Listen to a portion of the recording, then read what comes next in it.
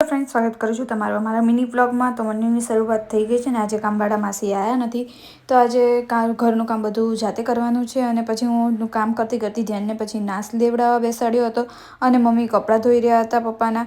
પછી ઝાપટ ઝુપટ કરીને હોલમાં ને બધેથી કચરો વાળી અને સાથે સાથે જમવાનું બી રેડી કર્યું હતું. અને પછી અમે સાંજે હું અને ધ્યાન બે જણા એક એક્ઝિબિશનમાં ગયા હતા. એક્ઝિબિશનમાં એકદમ સરસ એવા માટીના વાસણ ને માટીની બોટલ અને અલગ અલગ વસ્તુઓ માટીની હતી અને એકદમ સરસ હતું. અને સાથે સાથે કપડાના સ્ટોલ હતા, જ્વેલરીના સ્ટોલ હતા અને સાથે સાથે બીજા અનેક વસ્તુઓના બી સ્ટોલ હતા.